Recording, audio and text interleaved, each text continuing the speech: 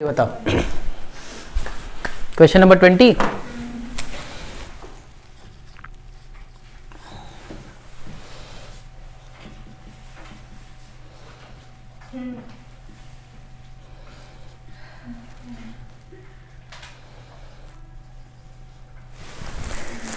चलिए एक बुक देना। Question number 20। हाँ, following particulars are furnished by Mr. Vasant, a citizen and resident of India. Basic salary after deduction of contribution to RPF 2,40,000, own contribution to RPF 20,000, interest rated to RPF 9.5% के बराबर 3600. House rent allowance, the house is at Kolar and rent paid amounts rupees 30,000. ठीक है, और 30,000 का rent पे किया और 14,400 उसको मिला। Unit linked insurance plan contribution paid by the employer 2,000 का, और compute the taxable salary of mister Vasant for the assessment year, ये और वो। ठीक, यही है ना। आप देखते हैं इसमें 2-3 बातें हैं, इंफॉर्मेशन बहुत इंपॉर्टेंट है। तो सबसे पहले बताओ उसकी बेसिक सैलरी इसको कितनी मिली है?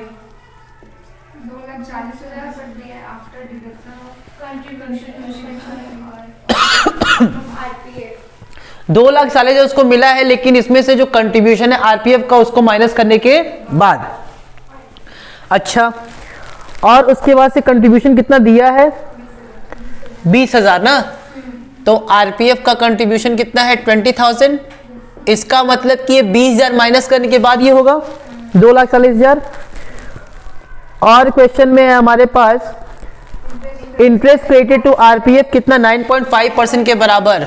तो इंटरेस्ट क्रेडिटेड दिया है कितना? 9.5%। ठीक, कितना? 3600, यही है। उसके अलावा हमारे पास है एचआरए, और एचआरए कितना दिया है? एचआरए उसको मिला है 14,400। और एक हमारे पास इंफॉर्मेशन ये दिया है कि उसने रेंट पे किया है 30,000। और कोई इंफॉर्मेशन है? यूनाइटेड लिंक्ड इंश्योरेंस स्कीम में यूनिट लिंक्ड इंश्योरेंस प्लान है कितना? बस, और कोई इंफॉर्मेशन है? नहीं। इसके अलावा और कोई इंफॉर्मेशन नहीं है। पहले तो बात ये समझो कि जो यूनिट लिंक्ड इंश्योरेंस प्लान में अगर हम पैसा लगाते हैं तो एग्जेम्प्ट होता है। क्या होता है? एग्जेम्प्ट। ये चीज क्लियर रहेगा। मैं नोट डाल के लिखना हो तो लिख लो कि अगर यूनिट लिंक्ड स्कीम में अगर कोई पैसा लगाता है तो वो क्या होता है? एग्जेम्प्ट होता है। ठीक, क्योंकि ये सरकार के द्वारा दिया गया एक पॉलिसी होती है। अगर आप उसमें कोई भी लगाते हैं, ठीक, तो उसका आपको क्या मिलता है? वो आपका एग्जेम्प्ट हो जाता है। ठीक, अभी हम लिखवा देंगे उसको अलग से। एचआरए की हमको वर्किंग करनी है। ठीक, और बेसिक सैलरी बोल रहा है कि इसको आरपीएफ कंट्रीब्यूशन माइनस करने के बाद है। ठीक, इसका मतलब कि उसकी बेसिक सैलरी 2,40,000 ना होकर ये कितना होगा? 2,60,000। बोलो, 2,60,000 ही होगी, जिसमें से 20,000 रुपये वो कहां कंट्रीब्यूट कर रहा है? आरपीएफ में, यही ना। अच्छा, और इसके अलावा और कोई इंफॉर्मेशन हमारे पास नहीं है। तो एक काम करते, सबसे पहले तो इसकी सैलरी कितनी हो जाएगी? इसकी सैलरी हो जाएगी 2,60,000, और हमें पता है कि 12% तक क्या होता है? एग्जेम्प्ट। तो 2,60,000 का 12% निकाल दो, कितना आएगा? निकालो जरा तो। 26 दूनी 52, 31,200 आएगा। 31,200 इतना आएगा। ठीक, कंट्रीब्यूशन कितना हुआ है? 20,000, और कितने तक माफ होता है? 31,200 तक। इसका मतलब कि ये भी पूरी तरह से क्या हो जाएगा? माफ हो जाएगा। ठीक, तो यानी कि अगर हम कंप्यूटेशन करना चाहें तो सबसे पहले उसकी बेसिक सैलरी होगी, और बेसिक सैलरी कितनी होगी? 2,60,000 कह सकती हूँ। 2,40,000 प्लस 20,000 यानी कितना हो गया? 2,60,000। ठीक, और उसके अलावा आरपीएफ जो होगा वो क्या हो जाएगा? एग्जेम्प्ट, क्योंकि इसका आ रहा है टोटल 20,000, लेकिन उसमें से माइनस कितना हो जाएगा? 31,200। तो इसका मतलब कि वो क्या है? एग्जेम्पशन लिमिट से क्या है? कम है। इसका मतलब कि ये क्या हो जाएगा? एग्जेम्प्ट। इंटरेस्ट क्रेडिट कितना हुआ है? 9.5% के बराबर है। हमको पता है कि 9.5% तक क्या होता है? माफ होता है। तो ये भी 9.5% वाला क्या हो जाएगा? माफ हो जाएगा। यानी कि इंटरेस्ट भी क्या हो जाएगा? माफ। 3600 है बस, और तो कुछ है नहीं। और अब HRA की हम बात कर लेते हैं। तो HRA है कितना? 14,400 और इसमें से माइनस करेंगे एग्जेम्पशन अंडर सेक्शन कितना? 1013A। अब इसके लिए हम लोग पढ़ते list of the following exempt. तो लिस्ट ऑफ द फॉलोइंग में पहला था एक्चुअल HRA रिसीव्ड, दूसरा था rent paid minus 10% of salary, और तीसरा हम लोग पढ़े थे 40%, क्योंकि कोलार कोई जगह हमको क्लियर नहीं हो रही है, दिल्ली बॉम्बे कलकत्ता तो है नहीं, तो कोलार कहीं क्या होगा? तो इसका मतलब कि 40% और 40% ऑफ सैलरी। एक्चुअल HRA कितना मिला है? 14,400। रेंट इसने कितना पे किया है? 30,000। माइनस कर देंगे 10% ऑफ सैलरी, और मीनिंग ऑफ सैलरी में सिर्फ और सिर्फ क्या आएगा? बेसिक सैलरी, क्योंकि ना तो DA है ना तो कमीशन है, तो इसका मतलब कि सिर्फ क्या ले लेंगे? Basic salary. कहाँ पे? 20,000। हाँ तो ये हो जाएगा तुम्हारा 30,000 माइनस 10%, 10% यानी कि 26,000 का 26,000 आ जाएगा शायद। तो ये कितना आ जाएगा? 4,000, और 14% ऑफ सैलरी कितना आएगा? 14% ऑफ सैलरी इसका निकालो, यानी कि 40% ऑफ 2,60,000। तो 26 गुना 52 10,400 ये हो जाएगा 1,04,000। विच एवर इज लेस, तो इन सब में तीनों में सबसे कम क्या है? 4,000। तो माफ कितना हो जाएगा? 4,000। तो टैक्सेबल कितना हो जाएगा? 10,400। इन सबको जरा ऐड करो तो 2,60,000, 2,70,400, 2,70,400, 2,70,400, 2,73,400, 2,74,000, 2,74,000। और कुछ है इसमें इंफॉर्मेशन? 50,000 लास्ट में लोग माइनस करते ही पता है स्टैंडर्ड डिडक्शन। तो स्टैंडर्ड डिडक्शन कितने का है? 50,000 का। तो ये आ जाएगा 2,24,000। इसमें कितना आ रहा है? ओहो, पहले तो ये इंटरेस्ट माफ है ना, पहले तो ये एग्जेम्प्ट हो जाएगा। तुम लोग बता भी नहीं रहे हो। इंटरेस्ट 9.5% तो माफ है ना, तो 3600 वहां लिखेंगे क्यों? ठीक। और एक और अभी जो हम लिखवाए हैं यूनिट लिंक्ड स्कीम, उसको टैक्सेबल होता है, उसको लिख दो कहीं नोट डाल के। तो कौन से सर? यूनिट लिंक्ड स्कीम वाला। हाँ, तो वो तो आप एग्जाम ऑलरेडी करवाए। नहीं एग्जाम नहीं, वो टैक्सेबल होगा, क्योंकि नीचे लिखा है unit link paid by employer is taxable. तो इसको लिख देना प्लस कितना था ये? 2,000। ठीक है, तो ये कितना आ जाएगा? क्वेश्चन में रहेगा तो टैक्सेबल रहेगा। हाँ ठीक है, कुछ अगर पेड बाय एम्प्लॉयर रहेगा तो टैक्सेबल। पेड बाय एम्प्लॉयर होगा, और पेड बाय एम्प्लॉयर तो वैसे भी नहीं होगा, वो तो सैलरी में आएगा ही नहीं, क्योंकि वो उसी का हिस्सा है। इसको नोट कर लो। तो आप जो लिखवाए थे क्वेश्चन नंबर 22 कह रहा है mister Gupta is working in a transport company drawing a salary of 11,000 per month. 11,000 per month उसको क्या मिलती है? सैलरी मिलती है। The company has provided him with accommodation for which 10% of his salary is deducted. Company ने उसको रहने के लिए क्या दिया है? घर दिया है, और कहता है कि तुम जितने के घर में रहोगे 10% हम तुम्हारे सैलरी का काट लेंगे, और उतना रुपया हम तुमसे रेंट का चार्ज करेंगे। ठीक है। Actual rent paid by the company for the accommodation is 54,000 per annum. एक साल में कंपनी कितना रेंट पे करती है? 54,000 कंपनी रेंट पे कर रही है। इसका मतलब घर कंपनी का इतना मार खा जाओगे, अपने ही घर का कोई रेंट देता है? इसका मतलब कि घर कंपनी का नहीं है, कंपनी ने घर किस पे लिया है? रेंट पे लिया है। और जब घर कंपनी का नहीं होता है तो उस केस में हम लोग क्या प्रोविजन लेके चलते हैं? उस केस में हम लोग करते हैं रेंट फ्री एकोमोडेशन के केस में कि अगर घर एम्प्लॉयर का है तो पॉपुलेशन बेसिस, और अगर घर एम्प्लॉयर का नहीं है तो उस केस में लेते हैं रेंट पेड या 15% of salary which ever is less. ठीक। और मीनिंग ऑफ सैलरी हम लोग को पता है। चलिए, फिर कह रहा है he is also receiving entertainment allowance of ₹500 per month. Government employee है नहीं तो इसको डिडक्शन नहीं मिलेगा, इसका मतलब कि ये फुल्ली टैक्सेबल है। He is provided by the company with a large car for his personal and official use, यानी कि mix use. Expenses for personal use are borne by the assessee himself, लेकिन खर्चा कौन बियर करता है? Employ करता है। गाड़ी कौन दिया है? एम्प्लॉयर दिया है। खर्चा कौन बियर करता है? एम्प्लॉय करता है। ठीक है, फिर कह रहा है members of assessee family have visited a number of places in companies buses for which no fare had been charge. Total fare of all these visits during the accounting year amounted to ₹7200। घूमने का पैसा दिया है company, तो obvious सी बात है कि वो पूरा का पूरा क्या हो जाएगा? टैक्सेबल हो जाएगा, क्योंकि ये ऑफिशियल टूर पे नहीं गए, ये अपने मजा मस्ती के लिए क्या गए? टूर पे गए थे। ठीक, तो ये पूरा 7200 क्या हो जाएगा? Taxable. He is in receipt of a bonus equivalent to 2 months salary. ठीक है, compute is taxable income under the head salary for the assessment year 2020-21। Clear हो गया क्वेश्चन? बोलो, अब आओ करते हैं। आइए एकदम आराम से करेंगे। सबसे पहले इंफॉर्मेशन हमको दिया हुआ है, तुम लोग लिखेंगे computation of taxable salary for the assessment year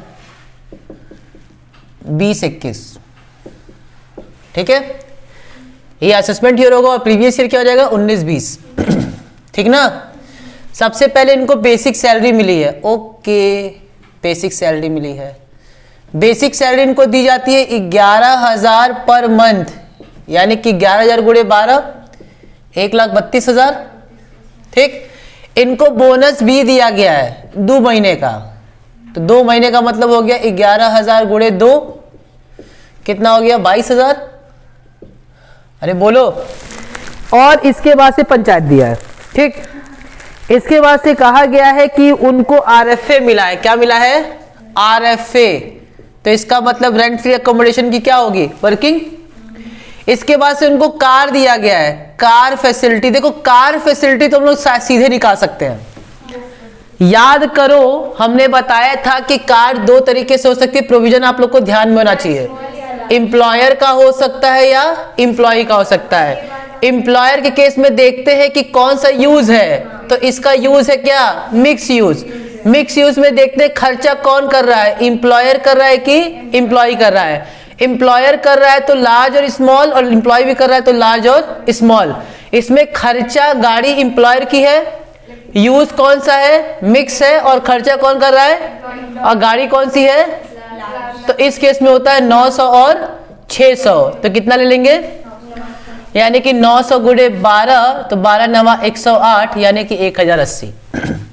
provision आपके दिमाग में एकदम बस जाना चाहिए, छप जाना चाहिए। ठीक है, तो ये हो जाएगा तुम्हारा 900 गुणे 12। 10,800 होगा। 10,800 कर दो, तो 10,800। ठीक है, यहां तक कोई समस्या? तो उसी को तो बोलते हैं मिक्स यूज। ठीक, आगे बढ़े।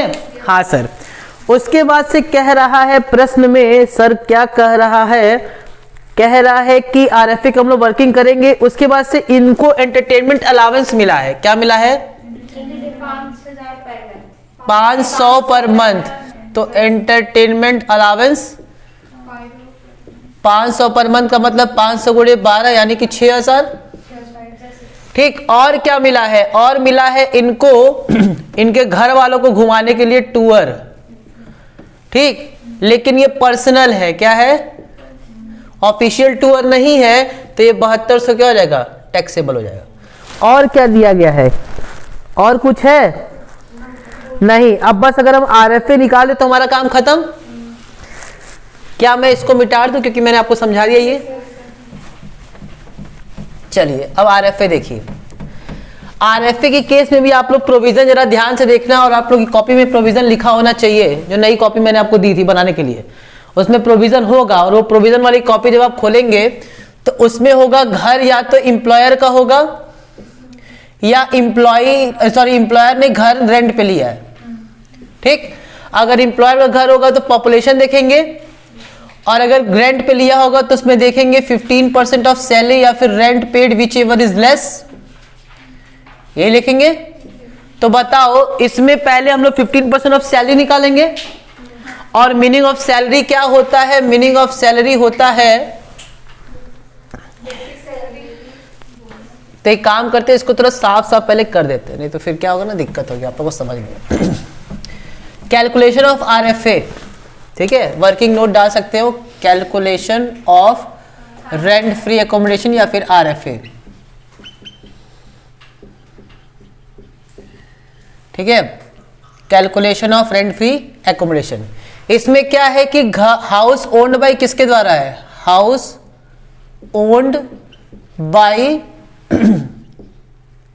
हाउस नॉट ओन्ड है, नॉट ओन्ड होगा, house not owned by employer. तो इस केस में क्या होगा? 15% ऑफ सैलरी और rent paid which ever is less, यही होगा। अब सैलरी का मीनिंग क्या होता है इसमें?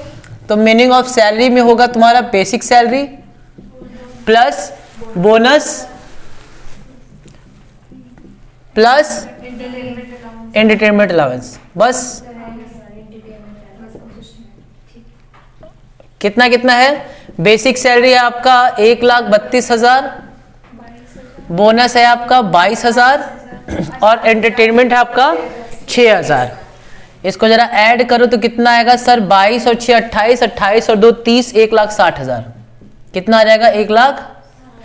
अब हम लोग बताओ 1,60,000 कितना परसेंट निकालेंगे? 15%। तो 1 लाख का 15% आएगा 16 और 8 कितना हो गया? 24,000। तो 24,000 या फिर 54,000 विच एवर इज लेस। तो लेस क्या है? 24,000, तो हम लोग 24,000 ले लेंगे, ठीक है। अनफर्निश्ड हाउस कितना आ जाएगा? 24,000। क्या इसमें कॉस्ट ऑफ फर्नीचर है? नहीं है, लेकिन इसने रेंट जरूर पे किया है, तो माइनस कर देंगे रेंट पेड। और रेंट पेड बोला गया है 10% इसकी सैलरी से काट दिया गया है, तो 10% सैलरी का मतलब 11,000 पर मंथ था, इसी का 10% होगा, इसका 10% कितना होगा? 13,200, यानी कि 13,200 क्या कर दिया गया है? माइनस कर दिया गया है। तो कितना हो जाएगा? ये हो जाएगा सर इसका 0,08 01 10,800। तो यहाँ पे हम कितना लिख देंगे RFA में? 10,800। इसको जरा ऐड करो तो सब पूरा टोटल कितना आ रहा है? ये हो जाएगा 1,32 और 2, 1,32 और 2, 1,34, 1,64, 1,65, 1,75, 1,75 और 6, 1,71, 1,71 और 7, 1,78 और 1,78 और 8, 16 तो 18, 1,79,800, 1,79,000। एक बार ऐड कर देना, मेरा गलत होता है ऐड, ठीक है। और इसमें से माइनस करेंगे स्टैंडर्ड डिडक्शन, तुमने एक बार सही से ऐड कर देना, और तो कोई चीज़ छूटा नहीं ना है। तो ये आ रहा है 129,800। मेरे ख्याल से कोई चीज़ छूटा है, जिसमें कितना आ रहा है? इसमें आ रहा है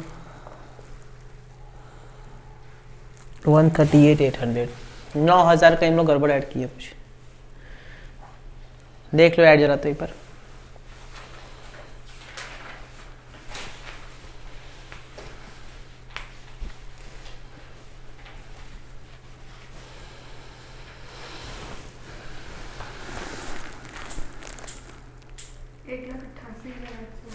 एक 1,88,800 है, वही तो हम कह, मेरा ऐड ही गड़बड़ होता है। 1,88,800, ठीक है। तो ये आ गया 1,38,800, हो गया। इसमें कोई दिक्कत, कोई डाउट है तो पूछ लो। Clear?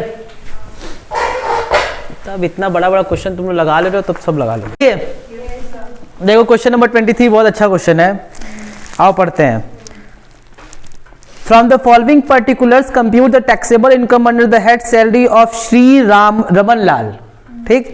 In the assessment year 2020-21, he is employed in the textile industry in Mumbai on a monthly salary of 60,000। Monthly salary है ये 60,000, ठीक है। और in addition he is entitled to 1% commission on sales achieved through him which amounted to ₹10 lakh for the previous year, ठीक, 10 लाख का उनको 1% क्या मिलता है, कमीशन मिलता है। और इसी को हम लोग बोलते हैं फिक्स परसेंटेज ऑन टर्नओवर। इसी को हम क्या बोलते हैं, फिक्स परसेंटेज ऑन टर्नओवर। क्यों, क्योंकि 10 लाख का टर्नओवर दिया है और फिक्स परसेंटेज कितना है, 1%। He received the following allowances and amenities from the employer during the previous year. DNS allowance दिया हुआ है 10,000 per month which is granted under the terms of employment and counted for retirement benefit. उसको 10,000 क्या मिलता है, DNS allowance, और जो retirement benefit का पार्ट बनता है। ठीक है, बोनस 32,000, एचआरए दिया है 10,000 पर मंथ। एंड एचआरए दे दिया, इसका मतलब आरएफए नहीं होगा, मैंने बताया था, या तो उसको एचआरए मिलेगा या तो उसको आरएफए मिलेगा।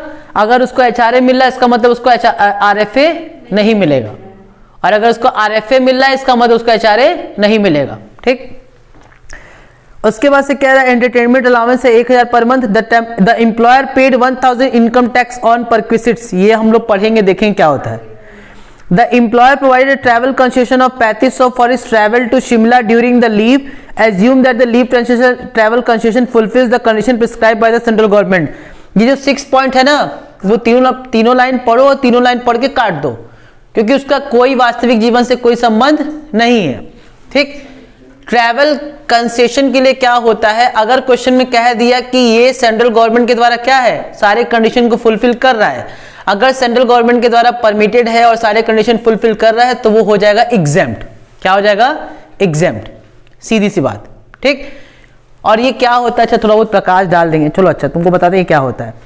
He had been provided with the amenities of gas, electricity and water, the expenses of which amounted to rupees 50,000 paid by the employer। किसने पे किया है, एम्प्लॉयर ने पे किया है। He and his employer each contributed 14.5% of his salary to a recognized provident fund. The interest credited to the fund for the previous year at 9.5% rate of interest amounted to rupees 9,800. He spent 14,000 per month as the rent of the house occupied by him in Mumbai। और आपको निकालना taxable salary in the hand of ये और वो। ठीक, किया जाए। आओ, सबसे पहले तुमको ट्रैवल कंसेशन बता दे ताकि हमारा आधा काम खत्म हो जाए। सुन लो, जितने भी गवर्नमेंट एम्प्लॉय होते हैं नॉर्मली क्या होता है, उन लोग को 4 साल के ब्लॉक में 2 बार घूमने को मिलता है। ठीक, जितने भी गवर्नमेंट एम्प्लॉय होते हैं उनको 4 साल में कहीं भी 2 बार घूमने का मौका मिलता है।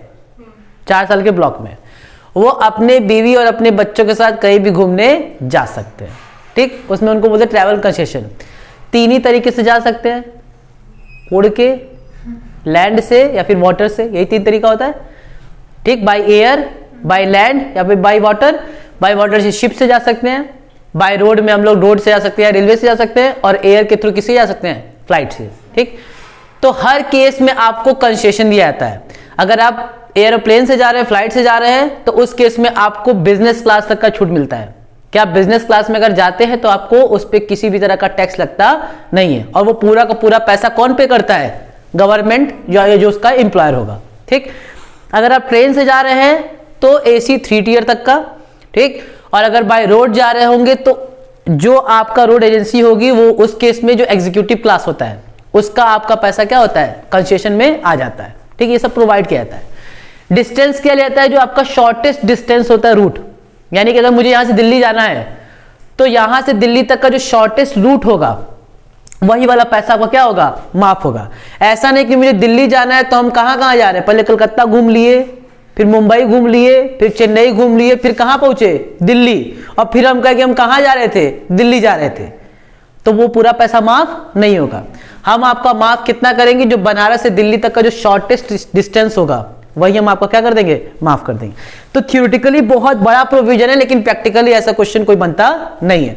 वो सीधे आपको बोलेगा कि ये ट्रैवल कंसेशन मिला है और ये सेंट्रल गवर्नमेंट की जो भी कंडीशन थी उसको क्या कर रहा है, फुलफिल कर रहा है, तो काम खत्म। ठीक, इसीलिए हमने बोला है कि वो 3 लाइन दिया उसको काट सकते हो, उसका कोई मतलब नहीं है। अब क्वेश्चन करें, हाँ सर, अब आप क्वेश्चन कर सकते हैं। हाँ, वो तो हम लोग को समझना ही है, वो तो हम बताएंगे।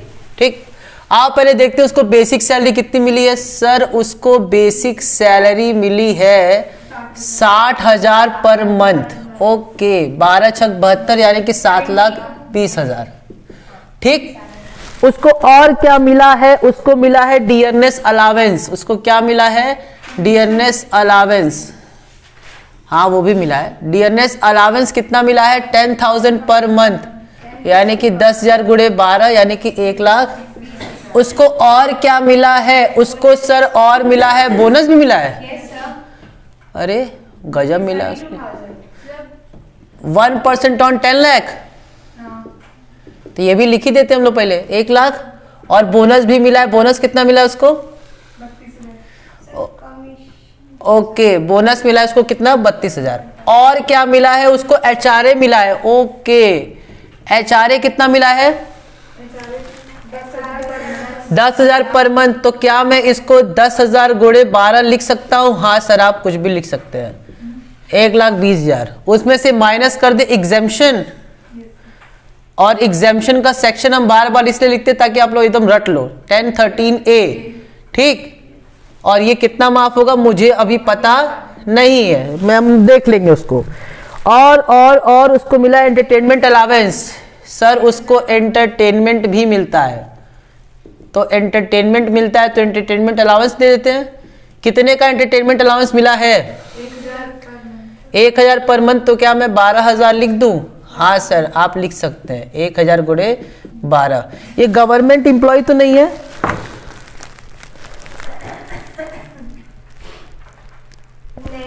टेक्सटाइल इंडस्ट्री है, कहीं गवर्नमेंट मेंशन नहीं किया है, तो हम ये एजम्पशन ले लेते हैं कि वो गवर्नमेंट एम्प्लॉय नहीं है। ठीक है, ठीक है, मान लेते हैं कि वो नहीं है। और क्या है? अच्छा, इनकम टैक्स प्रोसीडिंग पे किया है। आओ देखते हैं इसका क्या होगा। चलो देखते हैं इनकम टैक्स प्रोसीडिंग। ये जो होगा इसको हम लोग कहते हैं टैक्स फ्री परक्विसिट्स। क्या बोलते हैं? Tax free perquisite. लिख लो कहीं, ये होता है टैक्स फ्री। ये परक्विसिट है लेकिन ये क्या है? टैक्स फ्री परक्विसिट है। ठीक है, क्या होता है? टैक्स फ्री परक्विसिट है, तो ये एग्जेम्प्ट हो जाएगा। ठीक, उसके अलावा और क्या है? और इसके अलावा हम लोगों ने ट्रैवल कंसेशन दिया है ना, तो ट्रैवल कंसेशन हम लोगों ने अभी चर्चा कर लिया कि वो सारे क्या कर रहा है? कंडीशन फुलफिल कर रहा है, तो वो क्या हो जाएगा? यानी कि नॉन टैक्सेबल। कंडीशन वही, executive class, by air, shortage distance, जितना हमने अभी पंचायत बतियाया, अपने बीबी अपने बच्चे के साथ गया था। मान लेना अगर कंडीशन सेटिस्फाई करे, इसका मतलब कि वो कर रहा है। ठीक, और उसके बाद से क्या कह रहा है? आरपीएफ है ना, बस, और तो कुछ है नहीं। अच्छा, गैस भी है, तो गैस हो गया, इलेक्ट्रिसिटी हो गया, और वाटर भी हो गया। तो ये तो टैक्सेबल होता है। कितना दिया है? 50,000। ओके, और क्या है? Paid by the employer. हाँ, तो वही तो पे करेगा, हम पे करेंगे तो कहां से परक्विसिट होगा? और कौन है? और रिकॉग्नाइज्ड प्रोविडेंट फंड है ना, तो रिकॉग्नाइज्ड प्रोविडेंट फंड। बस इसके बारे में हमको चर्चा करनी है, तो चर्चा करनी, तो चर्चा पे स्टार बना दो। ठीक, बस काम खत्म। यानी कि सर अगर हम HRA कर ले और अगर हम रिकॉग्नाइज्ड प्रोविडेंट फंड कर ले तो हमारा क्वेश्चन खत्म। यही ना है? बस यही 2 पॉइंट। तो सबसे पहले हम लोग HRA देख लेते हैं। सर HRA के लिए सीधा होता है list of the following is exempt. List of the following, और लिस्ट ऑफ द फॉलोइंग पूछिए।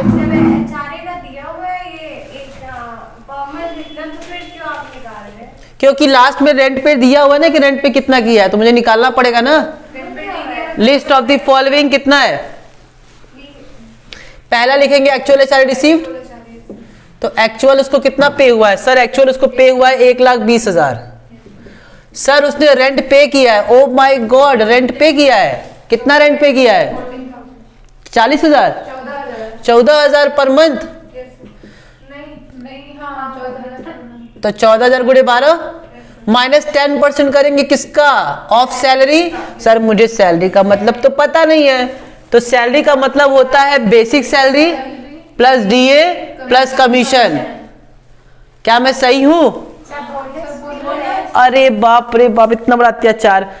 HRA के केस में मीनिंग ऑफ सैलरी मैं फिर बता रहा हूं, जो प्यारी सी कॉपी बनवाए हैं उसको पलट भी लिया करो घर पे, थोड़ा टाइम लगेगा, उसको पलट लो 1-2 बार। ठीक, तो उस केस में जब हम लोग पढ़ेंगे तो सिर्फ यही 3 लेते हैं और डीएनएस अलाउंस इसलिए ले रहे हैं क्यों, क्योंकि वो रिटायरमेंट बेनिफिट का पार्ट बनता है। ठीक, तो इसका मतलब कि सर हम ये तीनों ले लेंगे तो ये तीनों को जोड़ लेते हैं, तो सर ये हो जाएगा 7 20, ये हो जाएगा 1 20 और ये हो जाएगा 1 लाख, तो ये हो जाएगा 10,40,000। हमको तो 9,14,000 लग रहा है, तो 9,40,000, इसी का 10% यानी कि 94,000। ठीक, और तीसरा केस है चूंकि ये मुंबई में है साहब, तो 50% ऑफ 9,40,000, इसका आएगा 50% आएगा आपका आधा, और आधा का मतलब होगा 4,70,000, और इसको भी निकाली दो, 14 दाम 140 और 14 दूना 28, 1,68,000, 1,68,000 माइनस 94,000, सर ये आ जाएगा आपका 68 और 6 74,000, 74,000। कितना आ जाएगा? 74,000। ठीक है, बस अब इन तीनों में सबसे कम क्या है सर? इन तीनों में सबसे कम जो है ना, आप उसको रेड पेन से कर दीजिए। मैंने कहा ठीक है, तीनों में सबसे कम क्या है? 74,000। तो यहाँ पे हम कितना माइनस कर दूं? 74,000 सर आप कर दीजिए, यानी कि यहाँ पे हो जाएगा 20 और 26, 20 और 26 कितना हो गया? 46,000। ठीक, बस अब हमको बात करनी किसकी? प्रोविडेंट फंड की। ठीक है, मैं फिर बता रहा हूं कि जो प्रोविजन पढ़ के नहीं आएगा वो ऐसे ही माथा पकड़ा रहेगा, और जो प्रोविजन पढ़ के आएगा वो फटाफट क्वेश्चन लगाएगा। आरपीएफ, आरपीएफ के लिए बोला है 14.5% कर रहा है। क्या कर रहा है? 14.5%। तो 14.5% का मतलब हो गया आरपीएफ कंट्रीब्यूशन, और उस केस में 14.5% है, उसमें से 12% माइनस कर दूं, क्योंकि 12% तक माफ होता है, तो 2.5% लगेगा, और 2.5% ऑफ व्हाट? सैलरी का मतलब मार खाओगी तो बोनस चलोगा। केवल same as HRA, same as HRA लिखवाएं, कॉपी पलटा करो तुम लोग घर पे आगे, नहीं तो हम कल बड़ी मार मारेंगे, सबको बता रहे हैं। सेम एज एचआरए लिखवाए हैं, और सेम एज एचआरए का मतलब ये, सेम एज एचआरए का मतलब ये basic salary plus DA plus commission, यानी कि 9,40,000। निकालो इसका फटाक से 2.5%। सर आप नहीं निकालेंगे? हम कह नहीं, 1/4 इसका निकालो, 4 4 दूनी 8, 4 दूनी 8, 2,70,000, 27,000 आएगा क्या? निकालो तो, गलत निकालो फटाक से, एकदम लब से निकालो।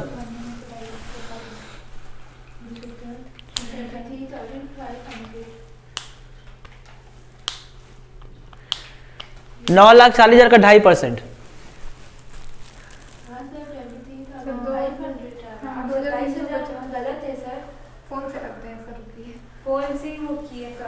हाँ तो वही आएगा, तब सही होगा। 23,500,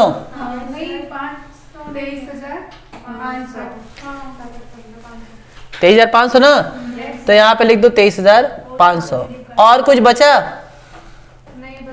बस, तो इसको ऐड करो।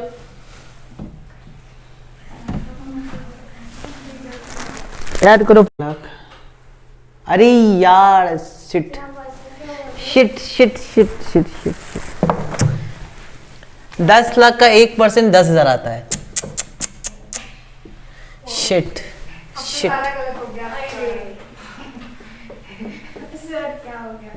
Shit shit shit shit shit shit. 7 20 8, 7 20 और 8 40, 8 50, 8,50,000। तो यहाँ भी 8,50,000, 8,50,000 का निकाला जरा तो 2.5। अरे यार फक, भाई यार क्या बता, तो तुम लोग बता भी नहीं, यहाँ गड़बड़ है, बताओ। मेरा उस पे ध्यान जा रहा था, फिर हम सोचे हम लिटरली हम जो बात समझ नहीं रहे कि सर निकालेंगे। चलो अब यहाँ ध्यान दो, कमीशन हो गया 1% 10 लाख, कितना हो जाएगा? 10,000। ठीक, मीनिंग ऑफ सैलरी कितनी हो जाएगी? 7,20,000 प्लस 1,20,000 प्लस 10,000, तो ये कितना हो जाएगा? 850। और यहाँ पे भी 2.5% ऑफ कितना निकालेंगे? 8,50,000। तो 8,50,000 का जरा 2.5% निकालो, बताओ कितना आएगा? 21,250। तो इतना टैक्सेबल हो जाएगा, तो यहाँ पे हो जाएगा 21,250। ठीक। और अब यहाँ पे भी 8,50,000 है, तो यहाँ पे हम लोग कितना लिख देंगे? 8,50,000 का 50%। सब जगह तुम्हारा चेंज होगा थोड़ा, ठीक है।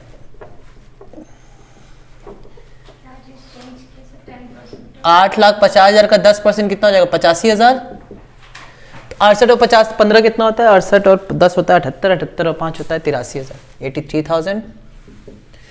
और 8,50,000 का 50% होता है 4,25,000, तो 4,25,000। ठीक है। बस अब इन तीनों में सबसे कम कितना है? 83,000। तो यहाँ पे हम कितना माइनस कर देंगे? 83,000। और जैसे ही 83,000 माइनस करेंगे यहाँ पे हो जाएगा 37,000। ठीक है। अब इसको ऐड कर लो तो फटाक से कितना आएगा? 0 5 2 9 लाख ऐड करने पे आया है 1002250 1002250 ये, और उसमें से माइनस कर देंगे 50,000, 9,52,250। ठीक है। इसको छाप लो।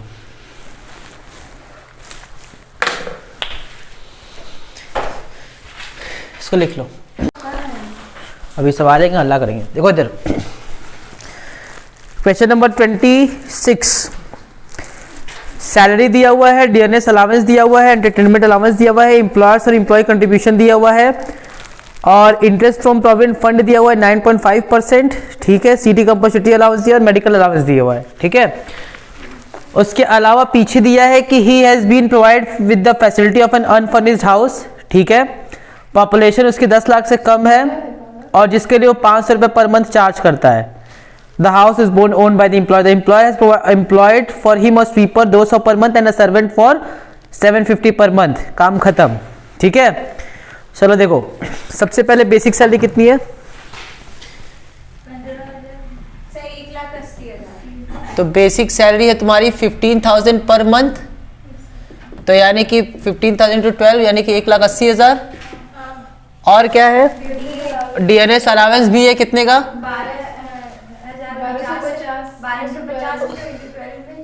1250 इंटू 12 15,000। डीए के लिए क्या बोला है? डीए के लिए कुछ बोला नहीं, बस ऐसे ही छोड़ दिया है। ठीक है। फिर एंटरटेनमेंट अलावेंस बोला है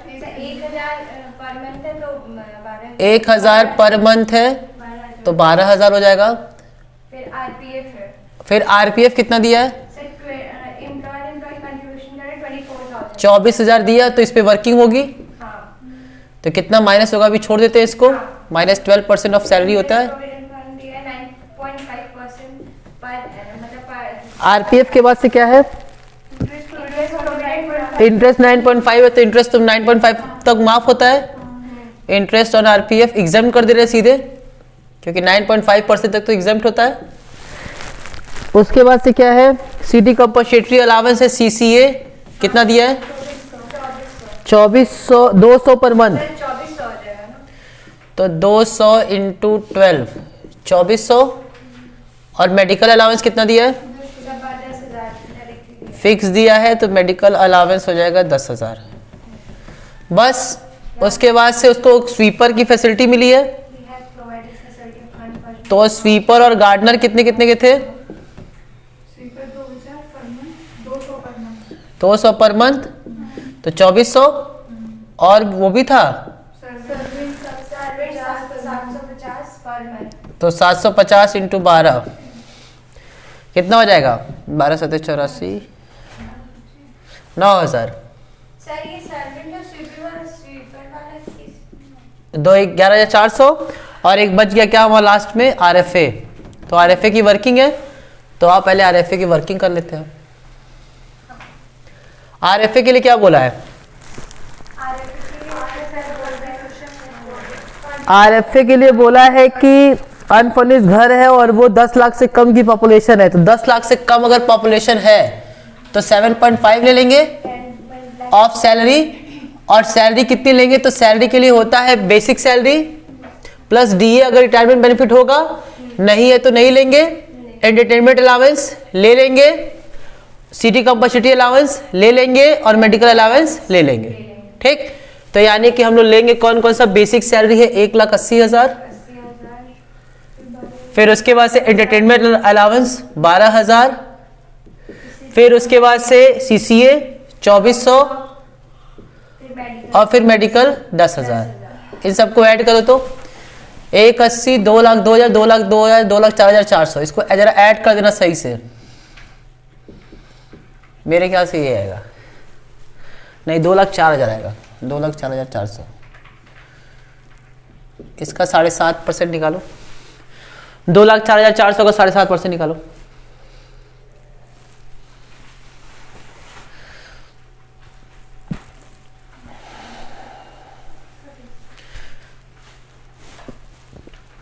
$2,04,400 का 7.5%,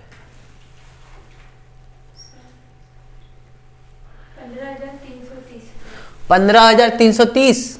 ओके, 15,330 ये आया। तो ये हो गया अनफर्निश्ड हाउस का वैल्यू, अनफर्निश्ड का। और अनफर्निश्ड की वैल्यू कितनी आई है, 15,330। कुछ रेंट उन भी पे कर रहा है, तो इससे 500 पर मंथ लिया गया है, तो 500 इंटू कितना कर देंगे 12, तो 500 इंटू 12 कितना होगा 6,000।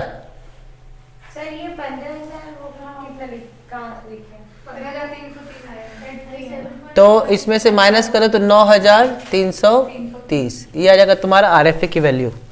आरएफए 9,330।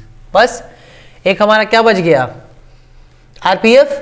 तो आरपीएफ के लिए मीनिंग ऑफ सैलरी क्या होती है, आरपीएफ सेम एज एचआरए।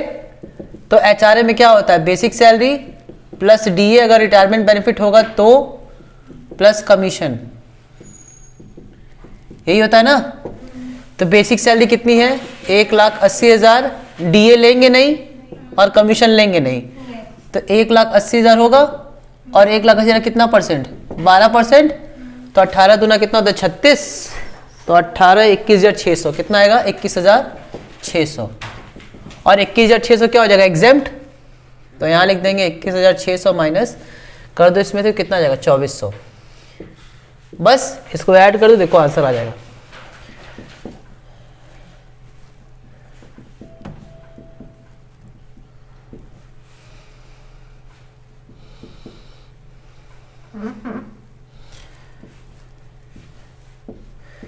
कितना आ रहा जी, माइनस करो फटाक से, बहुत स्लो हो तुम।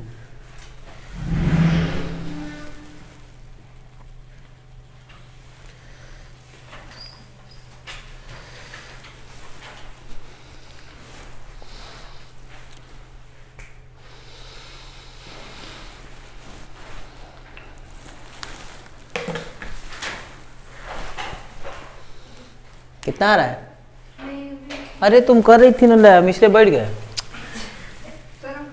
4, 4, 8, 4, 12, 3, 15, 5, 11 से 6, 2, 8, 2, 10, 2, 12, 13, 13, 9, 22, 22 का 2 हो गया सिल 10, 11, 12, 13, 14, 14, 14 माइनस 5, 9, 1। कितना आ रहा है आंसर, आ गया, छाप लो।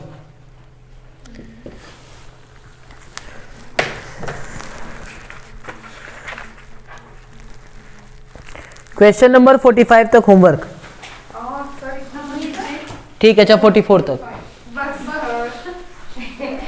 पैसे कर देते